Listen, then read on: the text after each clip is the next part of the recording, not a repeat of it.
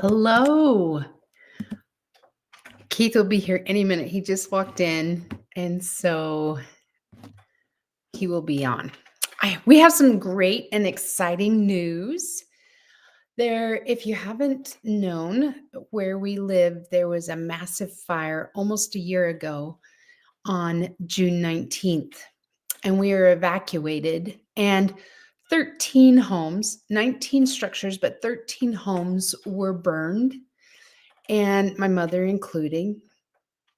And luckily, Keith was able to acquire one of the homes to be built, and they are going to get their CO next week. And it will be the first home that will be completed from the fire. So what do you have to say to that, Keith? I just told everybody about you completing the home, the Milton home. Oh, maybe he can't hear me yet. So, yes, so we are very, very excited for that. And it looks like we have a different... I can't hear you. Can you hear me? I can hear you. I can't hear you. I must hear my wife. Okay, check your settings, check your computer and see if it's... How about now? Can you hear me now? I can't hear you. So I can start and we can just move along. Okay. Let me go up and help you. You can hear me, that's okay. Not being able to hear your wife is like not being able to hear the Holy Ghost. It's like that constant voice you need there. And if you don't hear her, you just go, "Where are you, honey? Where are you, honey?" Hey, welcome back. This is How to Build Your Own Home every Thursday from 5 to 6 p.m. Mountain Standard Time. I'm a working general contractor. I'm not a big YouTuber, so I'm a working contractor. So I was just at a job putting backer board on a job to protect the hardwood floor. And my wife probably knows what the problem is. I don't, but keep talking. Anyway, we were putting some backer board. It's kind of a thick cardboard you can get. And we were putting that on the hardwood floor to protect it. And so I had to hurry and get that done and meet with some wonderful clients to make sure everything's happy. And I'm getting a certificate of occupancy on another job. I'm starting other jobs. So I'm all over the place. And in fact, if you want to know how busy it is, that's my work list. Those are my jobs that I've got going. It's 1, 2, 3, 4, 5, 6, about 10 jobs that I'm running right now. Some in design phase, some nearing completion, some in the middle of all kinds of things happening. So I always figured that I would never leave that. I wouldn't just be a YouTuber. I would just be a working builder and doing videos on what I'm running into. And I'm building at several different elevations. I build at 6,800 feet elevation, and I build close to 2,000 near the flat desert area. So I'm all over the place, literally. I don't know if there's many builders who build in those extremes. In some areas I've got a frost depth of 36 inches. In other areas, it's like 10 inches. So it's really stretched me and made me the builder that I am. Maybe we can talk a little bit about that. Kinsey says hello, by the way, and she's pregnant right now. We've got a grandson on the way, the end of July, and we'll reveal the name probably in a week or two, unless my wife wants to reveal it now. So, but yeah, I've been having a lot of fun. Yeah, go ahead. Okay, I just wanted to check. Oh, and you also have brought on extra help now to help manage those. Yes, my son-in-law, Parker, he's now running some work for me, and it's been a lifesaver for me. And he is in the trades. He's been in the trades for a long time. And so he's really on top of it. So it's been a real treat for me. He has his general contractor's license also. Yep. Maybe with some help, maybe with that help, I won't lose as much hair as I've been losing up there. Maybe it can stop and I won't have any of the stress that we've been having. So it's a challenge. It's running a YouTube channel and a full online course where there's over 10,000 students that have registered or have purchased a course, and getting the emails and responding to those. At some point, you have to let some things slide. Like I, at one time, could respond to all the YouTube comments. Now there's just no way I can keep up with it. I'll get Well, we're still getting comments on old videos, Yeah. so we 500 do the best videos, we can. over 500 videos now. And so you can imagine I'll get a comment on a video that was 3 years ago. And so you feel bad you can't reach that, but you try to your best you can. What I'm focusing in on now is the live chat and those students that are in the program. And if you're in a module, any kind of module, let's say it's framing and there's 4 or 5 different checklists in framing, you can ask a question regarding that particular module. That email comes to me and I click on those as fast as I can and I respond to those. And the neat thing is that if I don't have the answer, I will email that to a contractor that I know or skilled expertise in something that I'm not as skilled at. They'll give me the reply and then I'll post it in there. So all those comments have been saved. I once had a really complicated question in geology that I really could answer. So I emailed it to my bro, who is a geologist, and he gave me a good feedback on it. I posted it. So all those comments are saved in those particular modules. So if you're not in the How to Build Your Own Home course, either the First Steps course or the Self-Managed course, I strongly recommend getting into one of those courses, especially the First Steps course. It's really, really going to line you out and get you targeted in the right direction. I was talking with, guess who I was talking with. It was really important. I have a friend who's a marketer. I have another friend who deals with low voltage. I have another friend who's dealing with HVAC contractor. And to be honest, there's not a lot of video or YouTube channels out there that are specialty channels. There are a lot of generalist channels, but not a lot of specialty channels. And I strongly recommend, hey, start a channel, just help people out.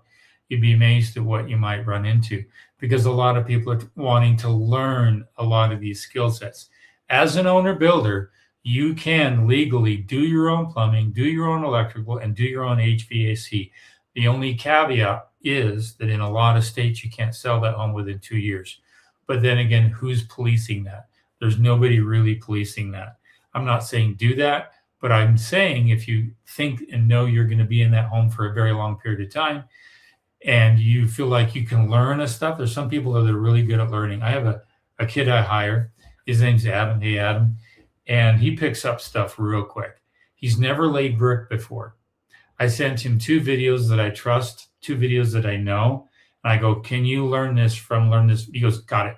He did it. He laid 2 whole pallets of brick in a nice greenhouse environment.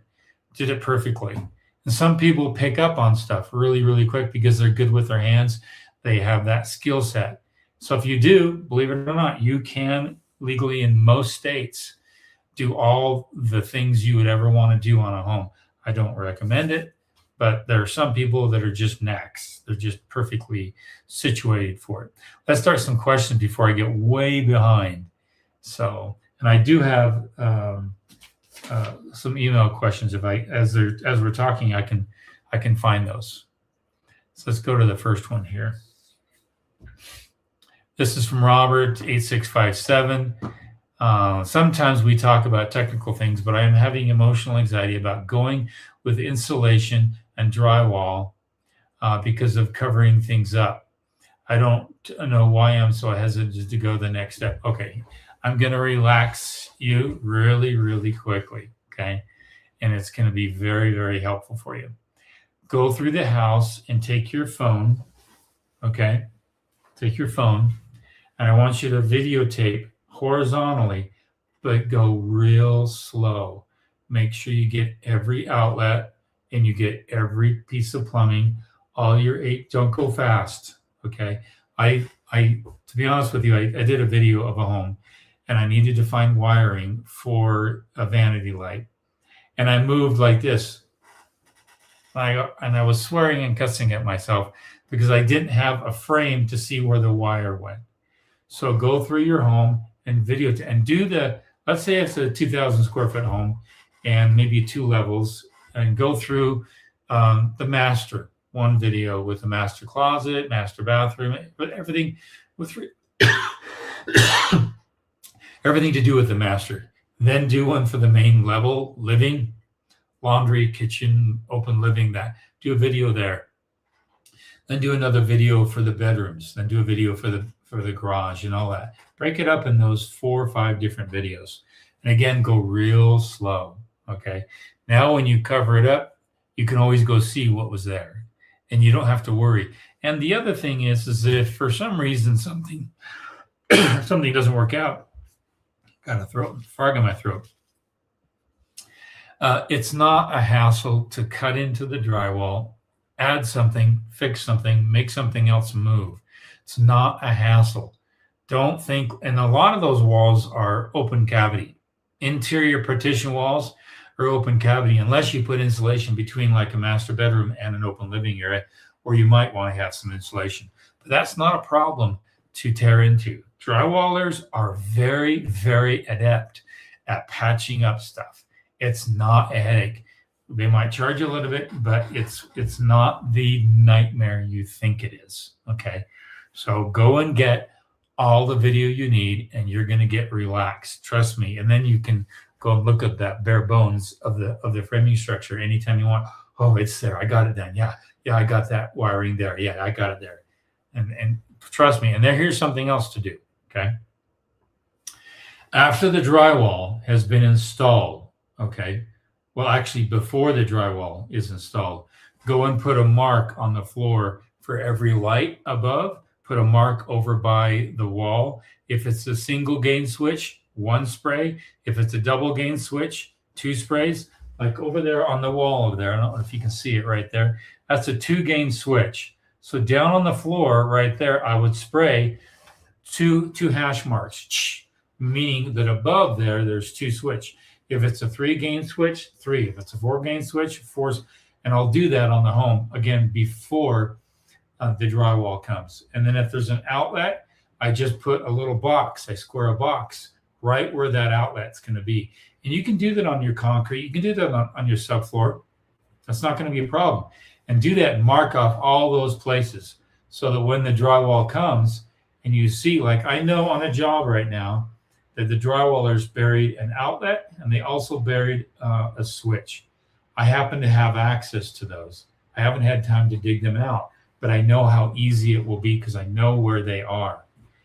So do those things, and it's going to really relax you, and you'll remember where things are, and then you can go to a video that will cause you to remember even more. Okay, good. You're awesome. You're not gonna mess up. You're gonna do it just great.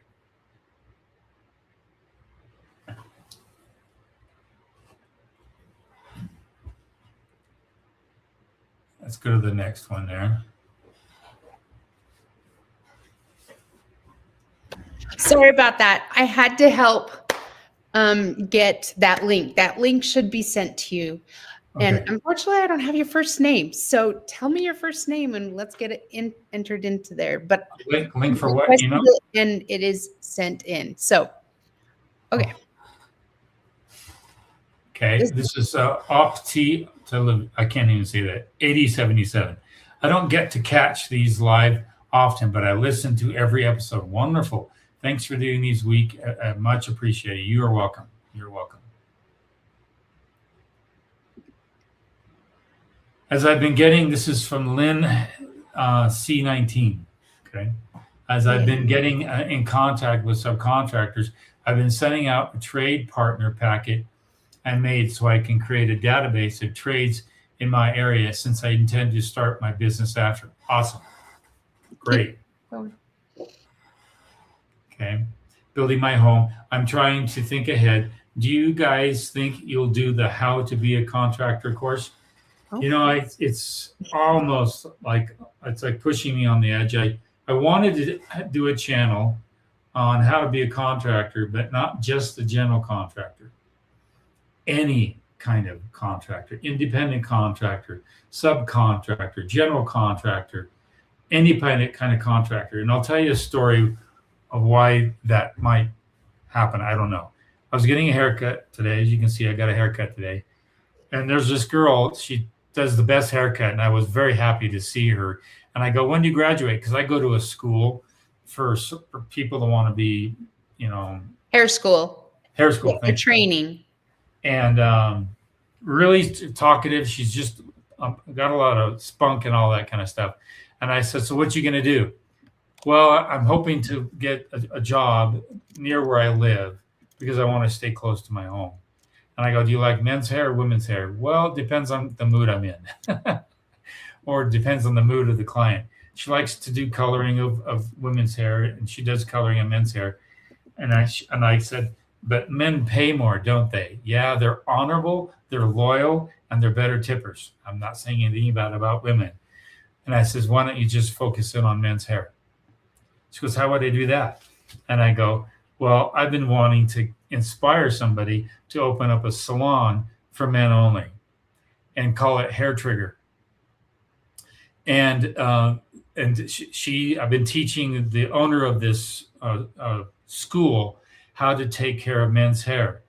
When they do the shampoo, they massage it, and they don't butch the hair. They talk and they write down what they want, and then when they finish the hair, they shave the back with this sharp shaver because that makes the hair last longer. You can see how nice and clean that is back there. Anyway, I went through all the litany of what men want, and I said, here's the thing. All you need to do is find a gun shop that will give you a little salon space. Then you're going to bring all kinds of more traffic into the gun store, and they're going to bring a lot of traffic into you. And it would be, you're kidding. That would be great. So she started writing notes and all kinds of stuff. And how to be a contractor is really all about how to start a business, how to be independent. If you have a skill set that you don't want to sell to an employer, that you want to be your own employee, you want to be your own person. That's how big that I wanted it to be. So I don't know yet. I'm wrestling with it. I'm waiting until I get under my feet. My daughter and my son-in-law are really running things. And if my wife is really gumptious with the two of us, and our whole family are entrepreneurs. And so it could be a really, really helpful channel. And one of the first courses would be how to be a general contractor. Because that's something where you may never build a full home, but you could run a flooring company, and because you could do remodels, you could do demos, you can have a niche all your own. So it's not just about building a home from startup. It could be about anything in the entire trade. I can right now start up a business and become an HVAC contractor. All I have to do is take one little course, boom, I'm an HVAC contractor. It's not that easy for plumbing, electrical, but all the other subcontractors out there from roofing to excavation, I can legally do all of those as a general contractor in most states. That's how powerful being a general contractor is that you can actually hire and subcontract out. And it's kind of, in my state, it's called a B100. And that means I can do commercial and I can do residential. I can do high rise commercial if I wanted to. If it's just a residential, it's a different code. I'm limited to how big and what I can build. I can only do up to a fourplex. That's about it. But as a B100, I can do all those things. And how hard is it to get those licenses? It's not that hard. It's harder years ago, but it's actually been a lot more lax in a lot of states, because now their main focus is that you don't have any bad credit, that you do have full coverage insurance on your business. That's the main concern. And third after that is, do you pay workers' comp, and you're covered in those areas. Those are the hard parts. And a lot of states are focusing on your insurance liability and all these things that you're covered in the event that you screw up. So great question. I can talk some more on that. We'll have to think. I have to talk with my wife, and she'll tell me what I can and can't do in my ear. And we have time. Here's Brady. Glad to have you, Brady. Hello, everyone. Hope you're all having a wonderful week. It's been dirt work all week long for me. Always enjoy working in the excavator. I do too. I was just on an excavator, and I'll be on a skid steer immediately after this to grade out some some pebbles and rocks that came for a driveway. I mean, I'm going right back out there to work. So great. Don't forget to hit that thumbs up. Yes, we appreciate that. And if you can, go to Google, type in how to build your own home. You will see our link. Leave us a review there. All right. That's going to really help our algorithm. And if you're gumptious, you can leave one for Kelsch Construction too. We love Kelsch Construction. Their training inspiration has been wonderful. Something. Leave a picture too of your home. Type in Kelsch Construction on Google and type in how to build your own home on Google. You'll see our businesses there, and leave a review. That would be awesome. Okay, next one. And so one of the concerns I have is as I start taking clients, will they be able to get construction loans with me being an inexperienced builder? If you are licensed, they cannot say no. The banks, all they want to know is that you are a licensed contractor and that you have proof of insurance. Okay. And when you show the proof of insurance and you show your license, all right, that's all they're going to ask for. All right. How experienced you are. In fact, if you're in this course and doing this, you're a lot more experienced than I know a lot of other people. I know people that jump into general contracting from one particular trade, and they just jump into that. And they don't know how to watch quality. They don't know how to hire people, or they hire the bottom dollar scenario and they run into problems. So, or they don't see problems coming in advance. Kind of scary. As an owner builder, you will have experienced more in the construction arena than any single independent subcontractor has ever experienced. Let me repeat myself. You could be a plumber for 10 years, a roofer for 10 years. You can lay flooring for 20 years. All right. As an owner builder, you will go through all the 40 to 46 different subcontractors, electrical, HVAC. You will have experienced working with them more than any other independent subcontractor. So after the completion of a single home, you will be immersed. I mean, immersed. And with the program we have, it's really lining you out. In fact, how to be a general contractor is basically the same stuff you're learning right now as an owner builder. Only if I do that course, there'd be a lot of one-on-one with me and how to deal with clients that are really difficult to deal with and how to avoid clients you never want to touch. So a lot of stuff like that we can talk about. Okay. But yeah, we'll talk more on that one. Okay, Keith, go to some of your questions on there. I've got another Discord thing I'm going to work on. Okay. SKS, I'm going to need your first 3 letters of your email. Let me see if I got this. I hear both. There's one up here we missed, I think.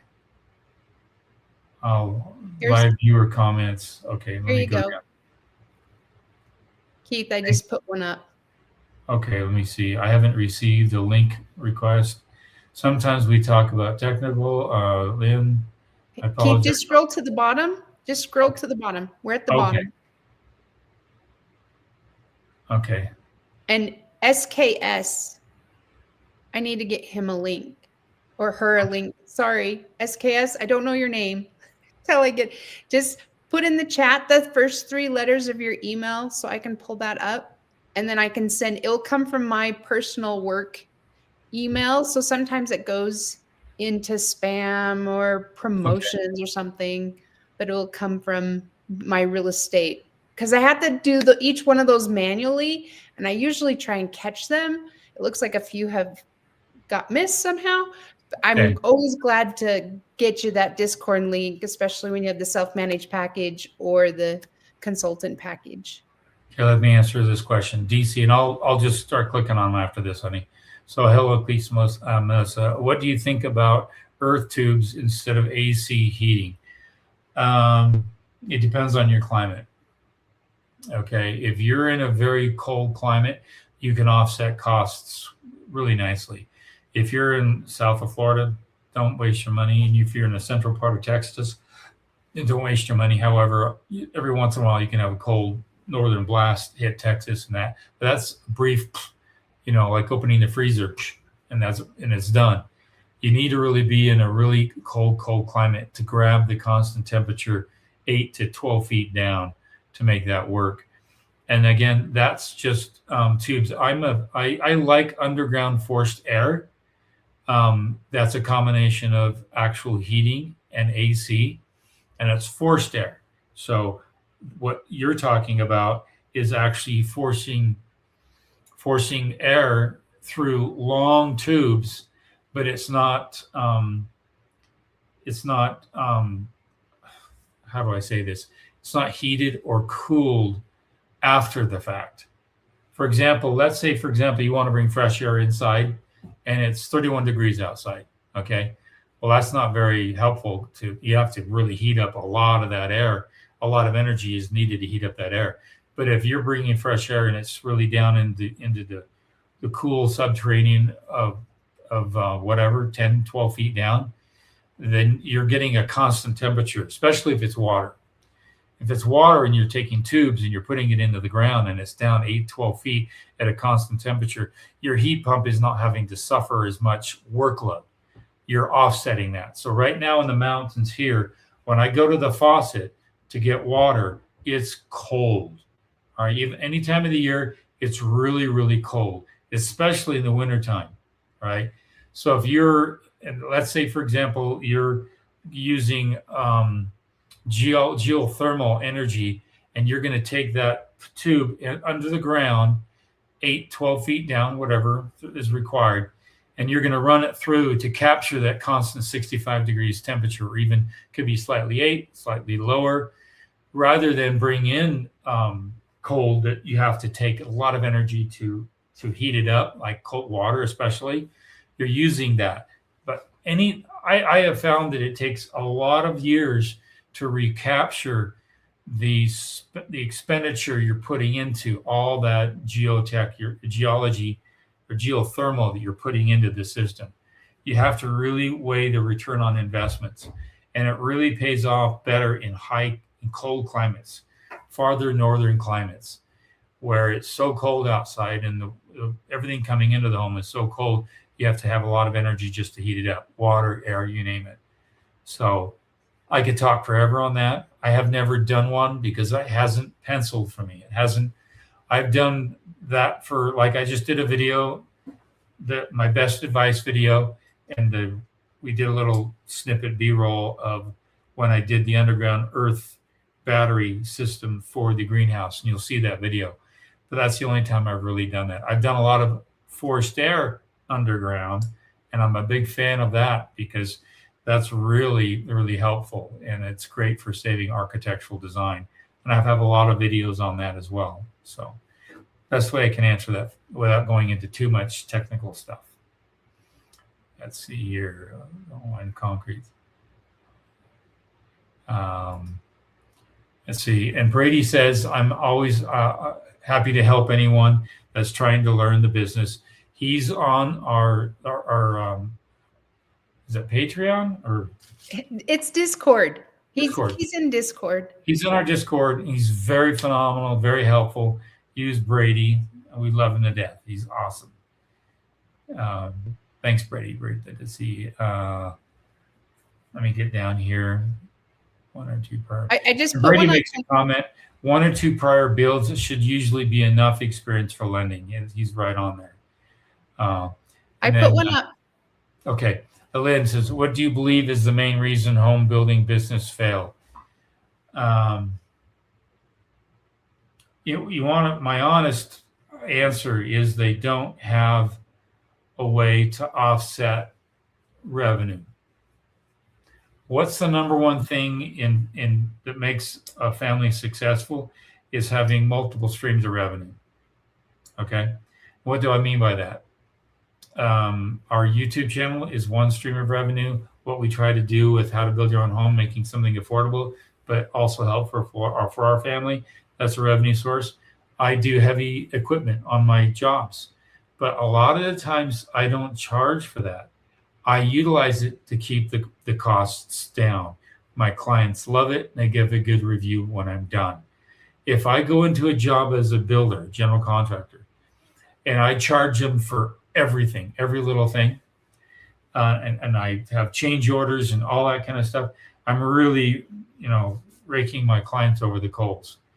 I charge sometimes for my heavy equipment use. If I'm doing a power trench and somebody bid it at $1,200, I'll do it for $900. It's real close. I'll do it, be done.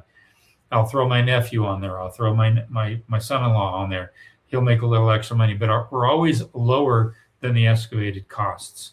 It's a way for me to have revenue in-house. I used to do my own roofs until I fell off a roof, and that's how I made extra money. My wife doesn't let me get on the roof anymore, and I don't want to get on the roof anymore. So I hired other people to do it, and I had them trained on how I like them installed, especially the product I like getting installed. So now what do? I don't mind cleaning a house. Believe it or not, I'll sweep and pick up garbage to control costs. And that's how I try to maintain the quality of my business. But if I'm a straight up paper contractor and I'm subbing everything out and I don't have anything in-house to control costs for my client and then to also offset some of the revenue for myself, that's where I run into that's where you run into a problem. And the best builders I know, they will have something in-house. They could be their own framing crew, their own excavation work. I like the big five: electrical, plumbing, HVAC, framing, excavation. I like those big ones because I can control those costs and I can throw work. Here's something to think about. And this goes in line with how to be a contractor. You're going to meet some really, really neat people. I have probably a half a dozen people who work on my homes that were laborers working for another company. They now own and operate their own companies. One of these companies I'm a co-founder on because he needed to be able to subcontract work out to another person. So we created a business, and that's got its own name and all that kind of stuff. And now what's neat is that he or she, there's a couple of these businesses, they don't have the back end expertise at bookkeeping and accounting and all that kind of stuff.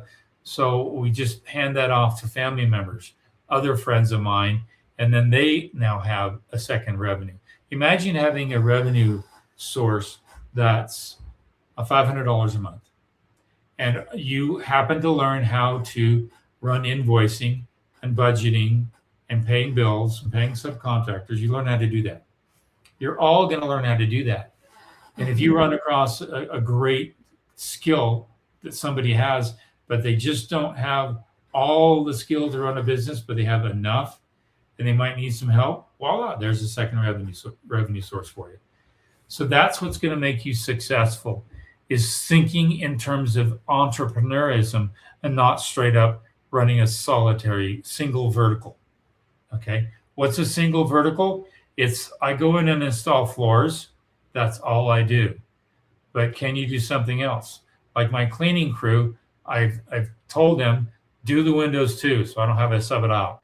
They do the windows, they do it for a less price, and they do a great job. Incorporating more into your wheelhouse. I got that wheelhouse, I got this wheelhouse. Pretty soon you have a buggy to drive. And you've got all these different verticals. That's success. That's how you have to manage the workload these days. Like in my family, my son does the videography for us. Again, that's all in the family. We get a good price. Sometimes we don't.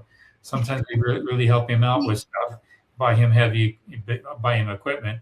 My other son is getting really savvy at marketing. He's got his own screen printing company. It's phenomenal. My daughter got her license. She came into my company. She's now part owner of Kelsch Construction. And guess what? Her husband's a metal worker. Again, more work in-house. So if you can kind of strategize your way that way, that's the best thing that I can recommend. If you're a woman going into this, be on the job site, keep it clean. Right now, we have about a $6,000 to $8,000 budget for the removal of debris and construction waste and cleaning. Okay, you can make a couple of grand just on cleaning, especially final clean at the very end, just right there. Okay, and you just have to find where you're comfortable, or you think you can manage things. And if you find somebody that's really good at their craft, okay, tell them, hey, would you like to do a side business? You'll be 60% owner. I'll be like in my state, I have to own 20% of the company that I put my license on. So you might run into somebody who's got a lot of work that's working for somebody else, and you have to finagle that. You have to be very careful about that so you don't make people upset. But these are opportunities, okay? Think about that. These are opportunities for you, okay? I could talk forever on that, but I think you got my point of what I'm talking about. Okay. There you go. In Tennessee, I think Tennessee, how much of a difference will closed cell foam be versus regular insulation? I wouldn't put closed cell foam in Tennessee. You've got too much humidity. I tend to avoid a closed cell foam where I have high humidity. And why? Because there's no vapor permeability at all. So you could have moisture build up on one side and not know it. So that's just me. I'm very skittish when it comes to that. I use closed cell foam very judiciously, meaning there's a skilled judgment in place when I use closed cell foam. I will be doing a video on closed cell foam. I just did a crawl space with closed cell foam, and I'll explain why I did it and why I wouldn't do it anywhere else. So if you're saying difference closed cell foam, I just do regular net and blow. I don't like bats unless you have an awkward frame structure where bats make it important to do. I would just do net and blow because you can pack it in there. It doesn't settle. The fiberglass material that they have today is really, really good. It locks in. It's got a great quality to it. And plus I can get that net to bulge just a little bit. So when the drywall gets pushed up there, it's nice and firm. And I've got a constant fill, and it's all filled throughout the entire stud wall. With bats, it's really hard. Every once in a while, you'll get behind an outlet or a plug or something, and it's got a gap or a void in there, and that doesn't help. So, yeah, I'm with you with closed cell foam. I don't recommend it. Just curious, do you notice anything from people who buy or build their multi-million-dollar house? How do they make their money? The more, I'm going to be really, really strategic on this. The more art you put into a home, the higher the price you can get out of it. Now, what do I mean by art? And I'm sure I'm going to get my wife to tap in here. I wish Kinsey was here. She could tap into it as well.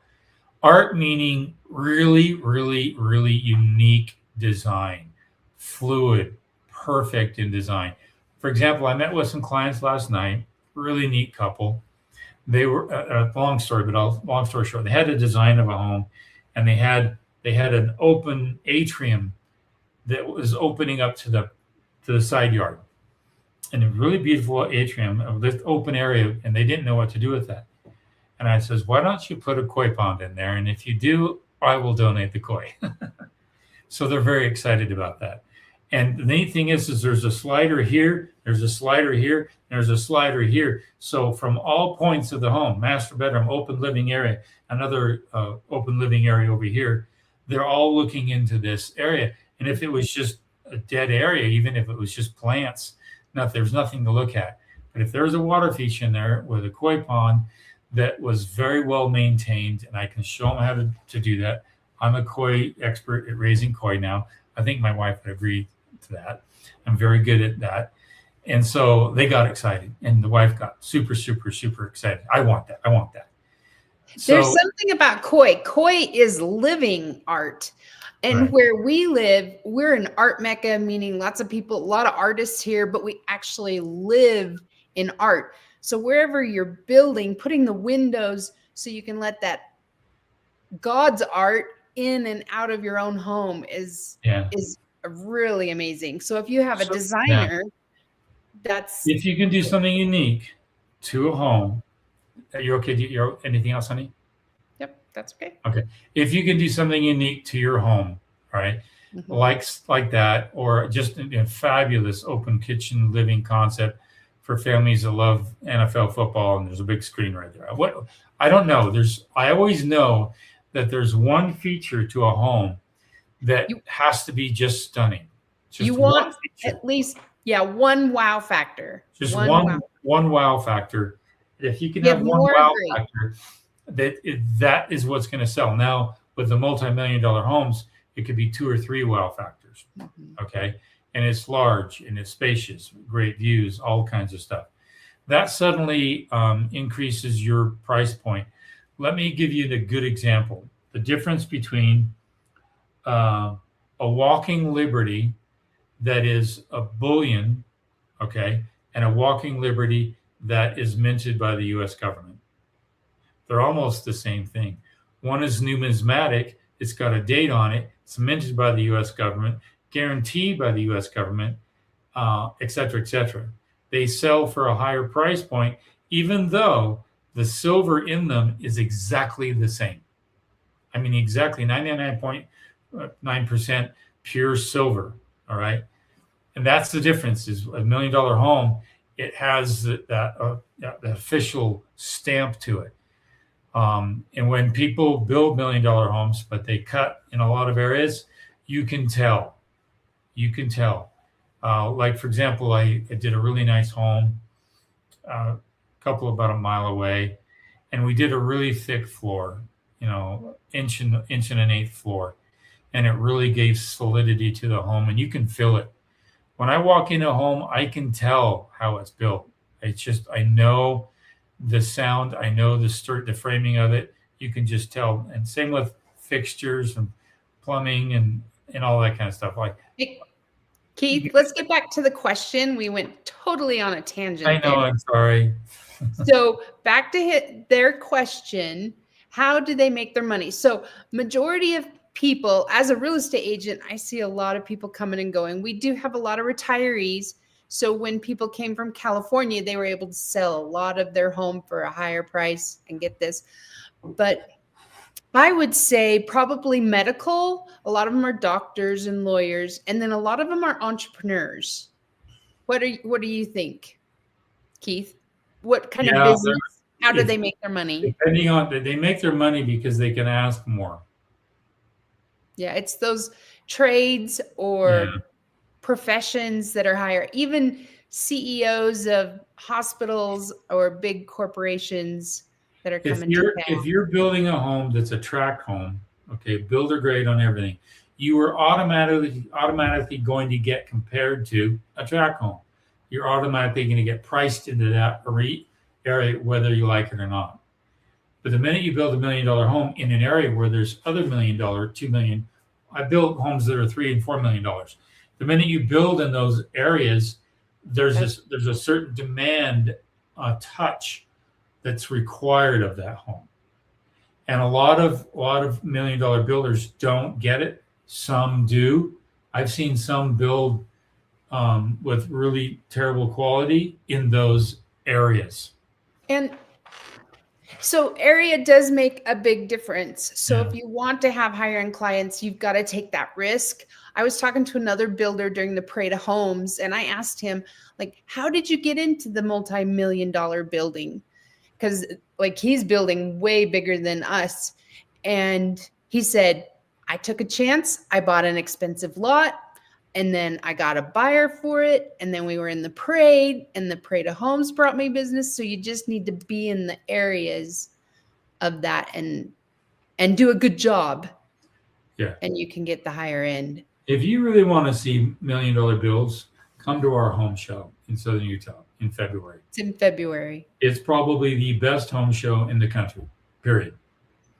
We have craftsmen in our area that actually do work across the country, from cabinetry, installers on fine art, you name it. Our particular area has been a stable growth of that type of quality for a very long time. Okay. So if you really want to see $1 million builds, come. We got lots of questions, so come on. See, this one, my wife, she's a good ear for me. She tells me I got to get going. If I rent the equipment, should I pay an operator by the hour or by completed job for utilities trenching? Found me a friend who does it professionally. Yeah, you can talk to him and just do it for the completed, not hourly. Never pay hourly. Everything in the trades, for the most part, is piece rate. They will bid and they will do the work, and that's the end of the story. You don't have to worry about the milking the clock. And plus, if anyone's working, on an hourly basis, you don't want to hire them. They're not entrepreneurial material. They want to get in and get it done. I had some gentlemen come in and install flooring, quite a bit of flooring, got it done in 2 days. Glue down flooring, amazing. But one of them was 6th generation in the trade, 6 generations in the trade laying down flooring. So they knew what they were doing. They lined it out. It was amazing. All right. Wish I had some video on it. So I can't get video of everything. Next question. Basil Kingsley, building Canada, and the diff between forced air and Geo was 21K. Yeah, I chose Geo. It should pay for itself in 10 years, runs at 500% efficiency, even on the coldest days, and also handles my hot water. You're actually able to run that water through that Geo, get an increase in temperature without any energy other than a simple pump, which is not much to run. And then you bring up the temperature quite a bit. Yeah, that's what I'm talking about. Cold climates are where the ROI, return on investment, starts to get recaptured. But if he was in Texas or Florida or in the middle of the states, even in California, southern Utah, it just wouldn't pay for itself. It would take a long time. So, DCV, do you have a suggestions regarding long driveways? My entrance to home, about 300 feet. What materials are best? Yeah, that's a really good question. If money is not an obstacle, a paver, brick paver is the best driveway, period, bar none. Okay, it absorbs moisture, it percolates back. It's 7 times stronger than concrete. That's the high end. That's the most expensive end. Okay, and it looks fabulous. Like it looks luxury, high end. If you want to talk about $1 million bills, the minute you do a paved driveway, everybody says that's more than a showstopper. It's an amazing product if you can get the right installers to do it. But that is costly, and that's 300 feet. The next one could be asphalt. The problem with asphalt is by the time the 7th year rolls around and you have to resurface it, you're at the cost of a paver driveway. Never put asphalt down because you have to maintain it. You have to resurface it. It's called a slurry mix with a little bit of tar with a little bit of sand, and you put that on there and it gives it another 6 or 7 years. But you have to maintain that, and it's not easy. With a paver drive, it's a lifetime road. And if there's ever a problem, a dent or bent or whatever, small little indentation, you pop the pavers, put in some new road base with some sand, put them back down, done. Okay, that's why I love pavers. The only other one I'd recommend would be concrete, but that's pricey too. And if you're in a cold climate and you're going to have spalding, you're going to be plowing that road, and that's going to be a nightmare. And so the only other option is a gravel road, and that's where you put a nice road base underneath it, and you let that run and drive during the course of construction. It can be muddy at times, but you're trying to get compaction down deep. And then you put a layer of gravel, then you put another layer of gravel. And that's the most affordable. But again, it's maintaining the road, because over time, especially women, they will drive in the same location, the same rut every single time. Me, I'll drive on the high spot trying to kick the gravel back into the middle of the road. That's the most affordable. But again, there's maintenance, high maintenance. The one that has the least amount of maintenance is a paver drive. Okay. But again, I did a paver drive that was close to 300 feet, especially with all the open turnaround that they had near their garage. But we put a whole heating system underneath that sucker, believe it or not. And it was like a heater in the garage, actually in the basement, with what do you call that stuff? Antifreeze. It was forced in pipes right underneath the pavers, and that was inexpensive. That alone was like 65 grand, just that system alone. Put it underneath the pavers. So you can go to some extremes. So I hope that helps answer your question. How much do you think the pavers were if it was 300 feet? You think? I think pavers could almost be 30 to 40% more over asphalt or concrete. So it's almost the 50%. Sometimes it could be double depending upon your area and how much you need to build up the soil. If you've got really rock hard soil, it's great. But if you've got very alluvial sand and very porous material that just sinks down like clay, the buildup might be a little more. You may have 6 inches to 12 inches of road base or compacted rock aggregate underneath there before you actually put your pavers.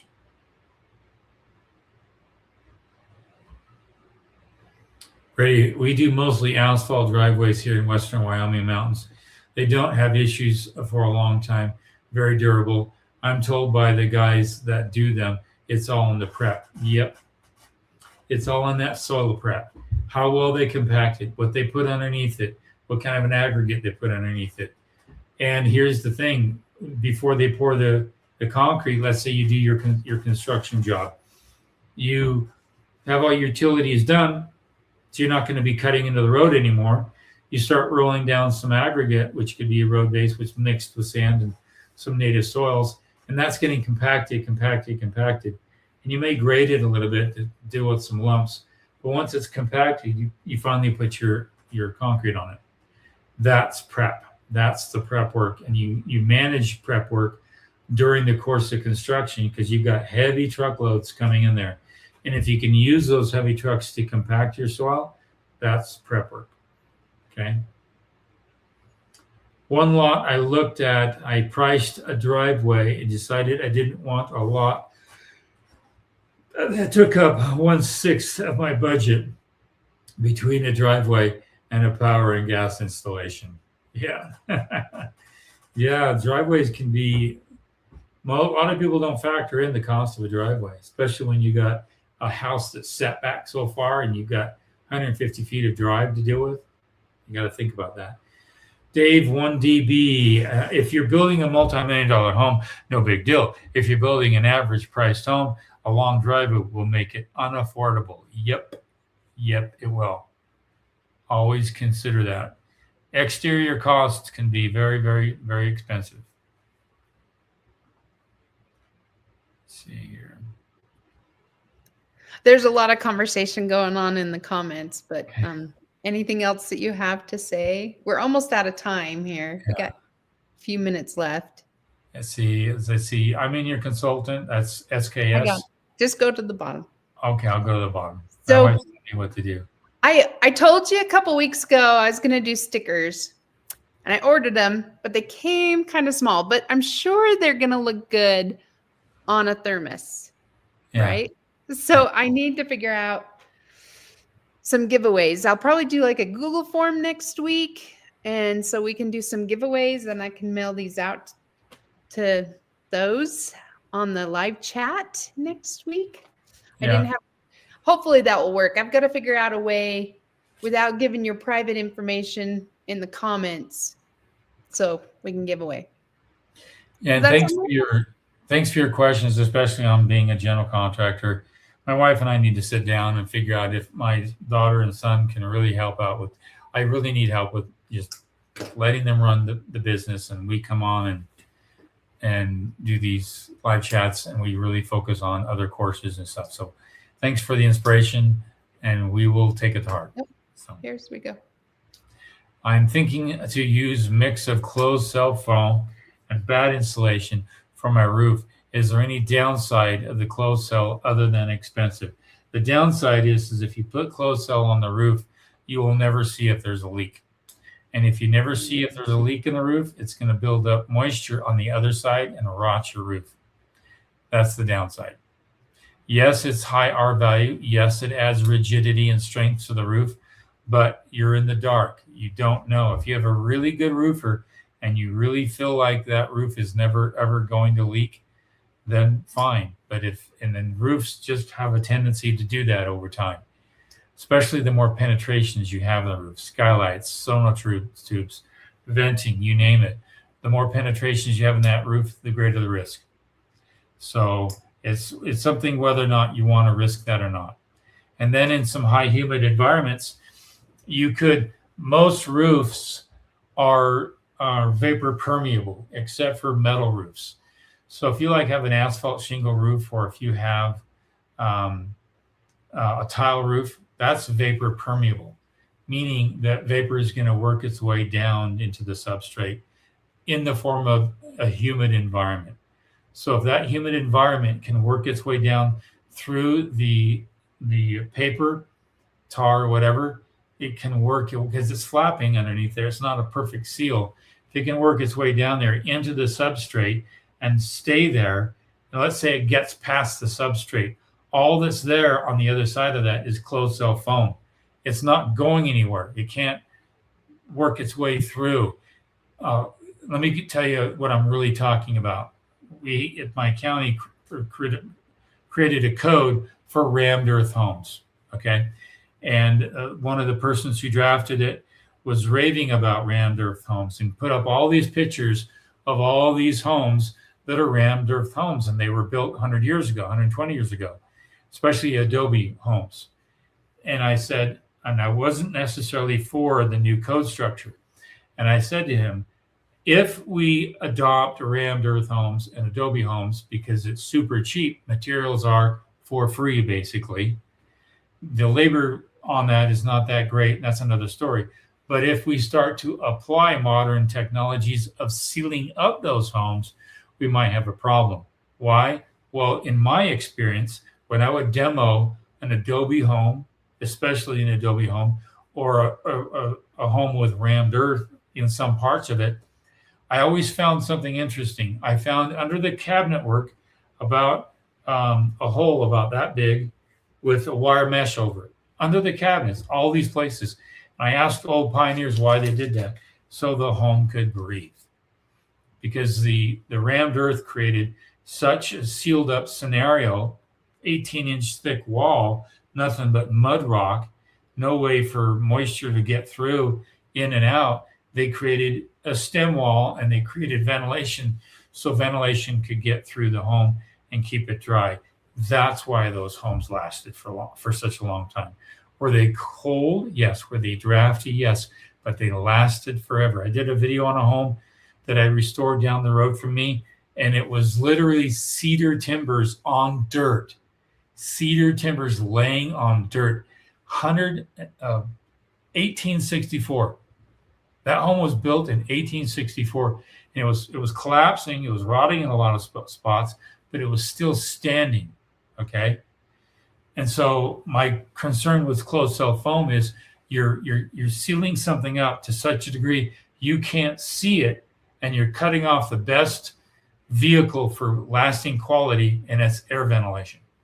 When you have that air ventilation constantly hitting your timbers in your attic and your venting, you're preserving it from any moisture buildup that could happen either in a humid environment, or a shower could come up through the drywall, and you could be venting that in your attic, okay, and not see that there's a leak in that vent, and it can start to build up. And if you don't have that porous or ventilation somehow in your house, you're putting yourself at risk. This is probably the most important building science I could ever teach you, is vapor permeability in a home. That's the number one reason why old pioneer homes lasted. The number one reason, even though they are uncomfortable. Good question. Jolynn, if I'm buying plans, should I upgrade to the CAD, or is the PDF the same thing? PDF is not the same thing. All right. You cannot alter the plans if you have a PDF. In fact, if you bought a PDF plan, you're going to give it to a draftsperson.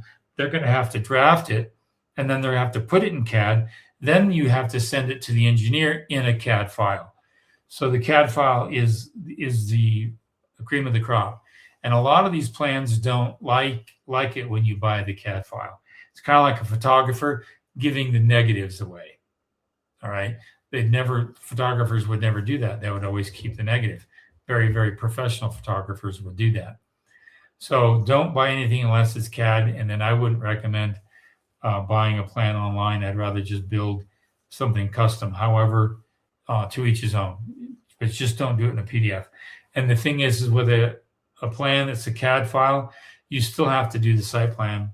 You have to do all those utilities and locate them. You have to put all that on the plan.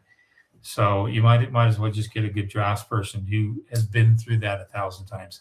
We've got a great drafts person. His name's Lonnie. He's accessible for all the students that are in the self-managed course. He's busy. He does a lot of students, and he gives me a nice Christmas present every year. But we love Lonnie. He's a phenomenal gentleman, and if you're using him, tell him thank you for all the work he does for us.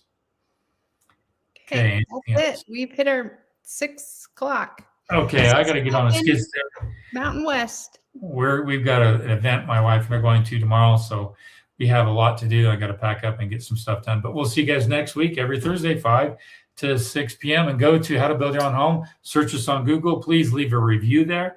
Go to Kelsch Construction. If you think you need to leave us a review there, we would love it to leave a picture of your home. Give us a 5-star.